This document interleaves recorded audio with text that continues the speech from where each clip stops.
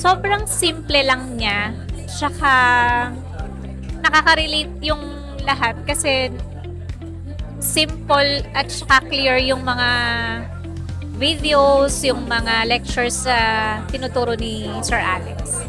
Bigyan ka ng parang confidence ka para mag-trade. Kasi nung before, parang wala akong wala akong tiwala sa sarili ko. Ngayon, since napag-enroll ako sa trading, parang pag nag-trade ako, may confidence ako mag-trade.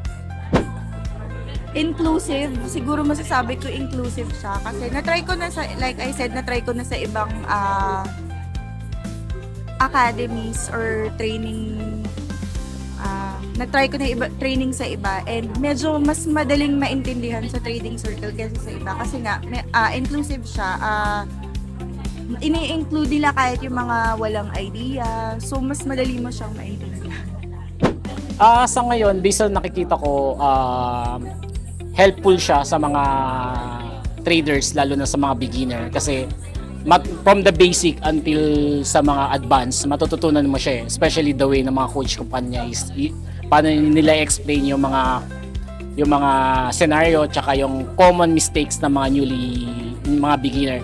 And then also, nagpo-provide sila ng mga advanced technique katulad ng mga explain ni coach kanina, which is really talaga nangyayari tulad ng FOMO tsaka yung strategy hopping, nangyayari talaga sa mga beginner yon. So I think mas marami pa sila matutulong sa mga tao, lalo na sa mga gustong pumasok sa industry na to. Precise.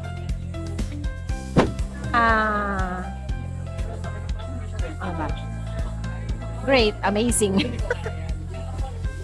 Okay, lalo na yung mga coach, magagaling magpaliwanag.